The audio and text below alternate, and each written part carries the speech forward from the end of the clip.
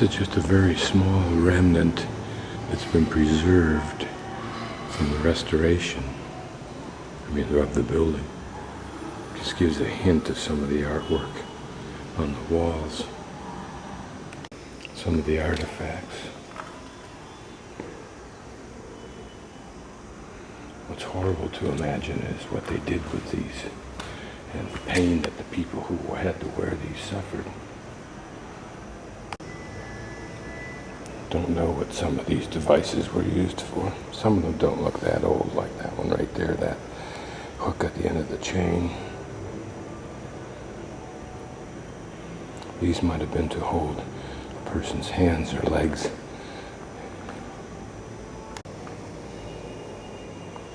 These might have been artifacts from the building rather than items of torture. Difficult to know, since probably could be used for both.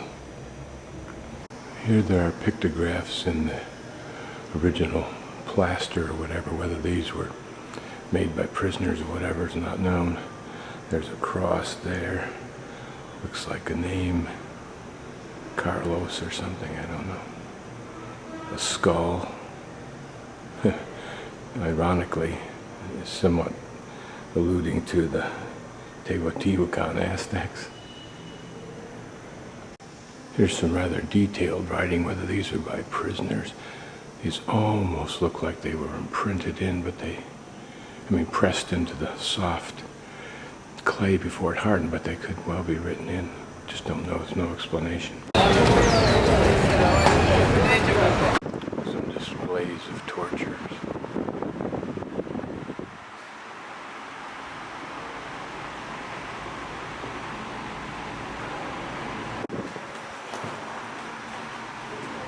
Must be such self-satisfaction, particularly by the religious believers, of their justification for doing all this. They're a little bit more benign.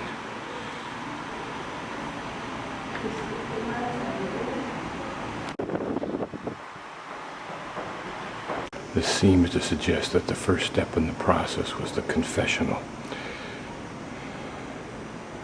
Interesting if that's the history of today's confessional. It's hard to quite imagine what the symbology in all of this is. Even from my day, it seems disgusting.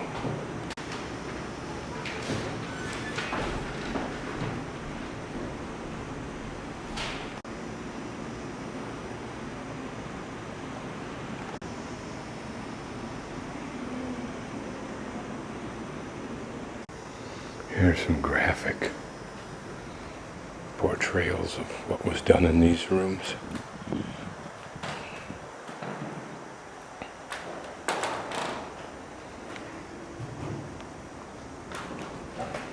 One can only imagine the horrifying screams.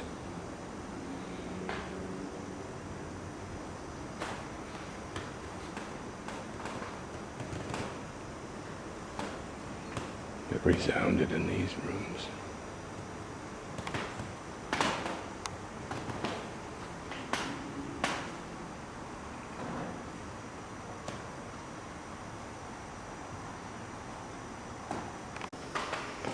And original stocks.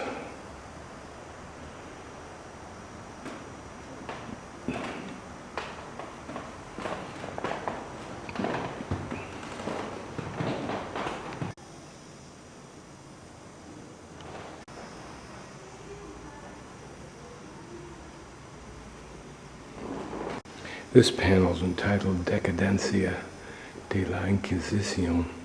I suspect that means the decadence of the Inquisition. Talk about a gross understatement. I have no idea what these men are doing or about to do or have already done, except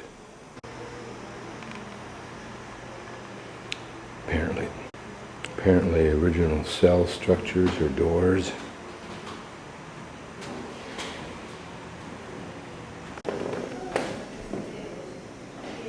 Don't know what this little pathway here is. It looks like a runoff for water.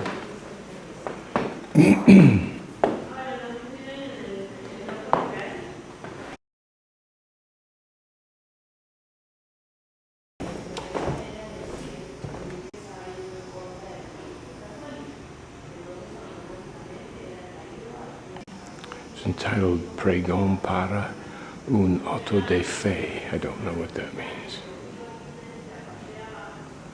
This, which has the look of a carnival, is, I believe, the process of slaughter in public, perhaps probably focusing on whatever they're going to do with those two cage-like structures.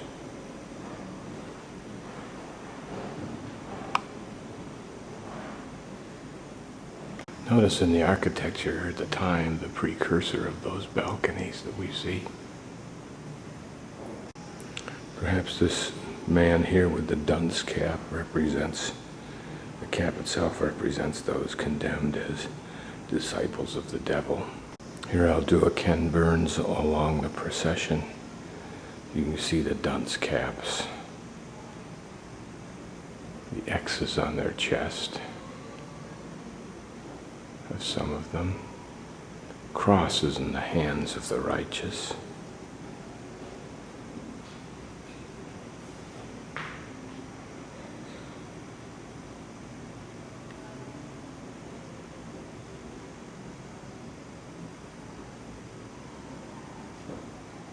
They're also carrying something in their hands, the condemned. I don't know what those things are.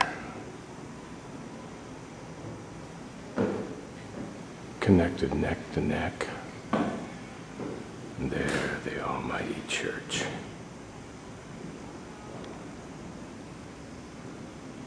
The hypocritical.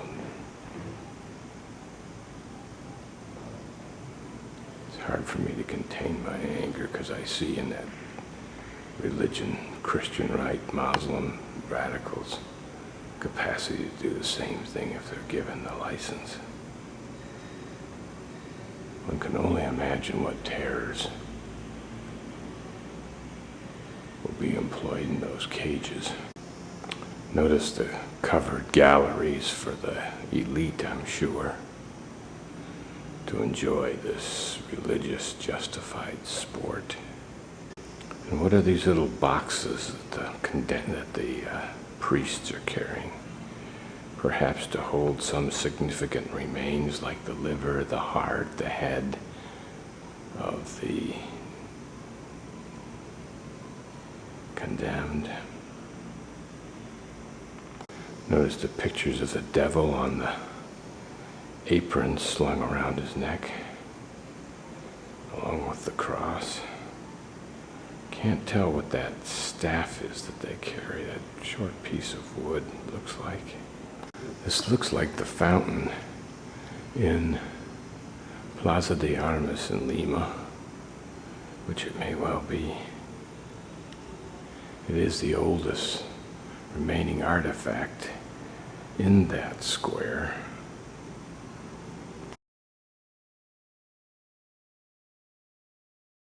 Now we're going down into the basement where the tortures actually took place.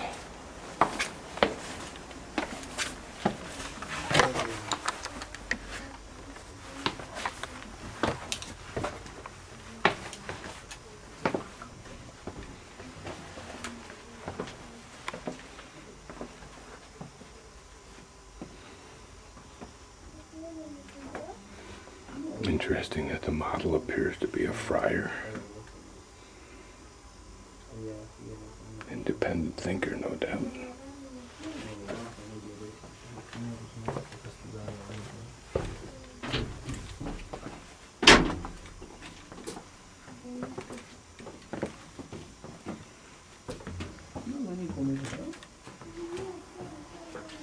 Apparently these were just pit holes that men were thrown down into.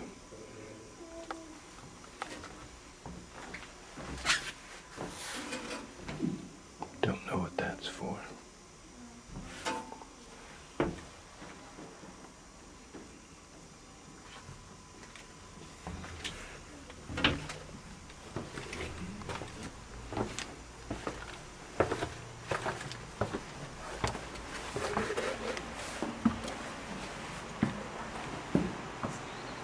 The individual cells that we saw earlier. Imagine being locked away in a cage like this. simply to wither away and die. You'd have to wonder which would go first, your body or your brain. When I see places like this, it gives dimension to the book, The Count of Monte Cristo. Perhaps some architectural artifacts found on site. This building became a senate after the Inquisition.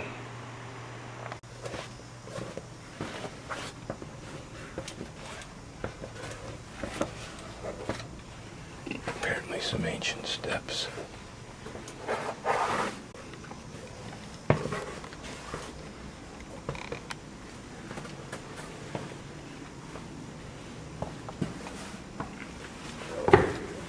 This method of torture involves hanging a man by his wrists from a high post and then tying heavy weights to his feet. And then if you've got a real bitch who hates you, she hangs on the weight, stretching you even more. If you can see it, is the Muerte de Juan Hus en la Hoguera, Hoguera, in 1415. Notice his bald head. This map depicts the expansion of Islam, the three phases. Here's some outstanding woodwork. Notice the size of those beams, particularly in a country where, at least this part of the country, doesn't have a lot of trees. It's a barren coastal area.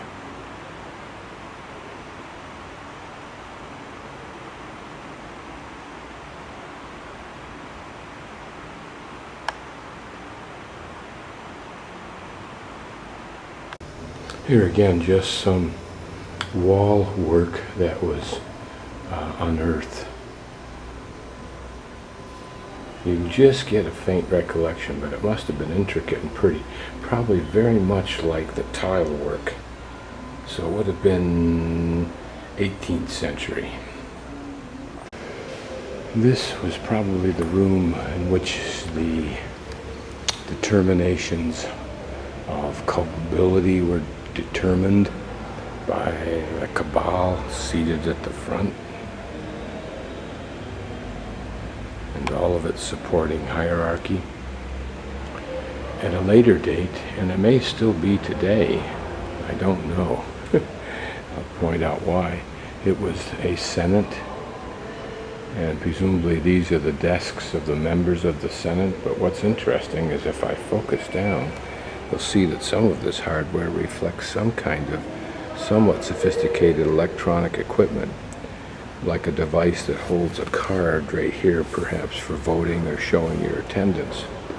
What's truly exquisite is this incredible wooden ceiling.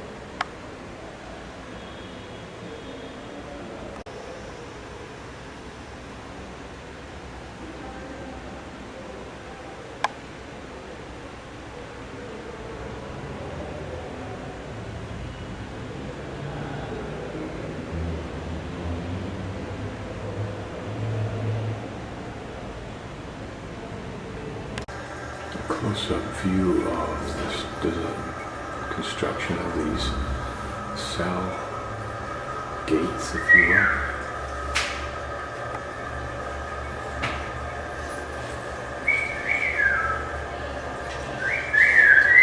This is the inner courtyard, again with the same steel bar system. But notice the pretty tile work.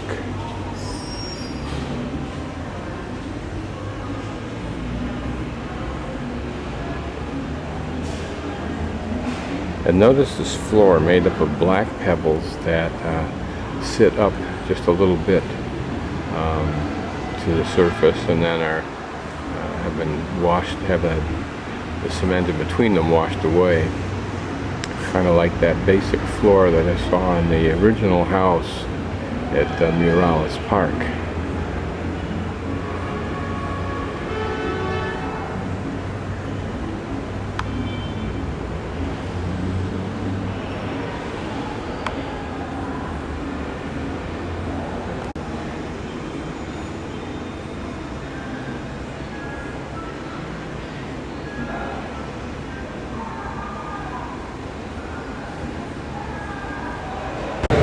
For some reason this is a heavily guarded place, but that's the Parliament over there, and that could be one of the reasons, although I am standing in the front of the Museum of Inquisition. I hope that you are going to see is not the beginning of a new Inquisition. I am reassured by one of the police officers that they're not here for me.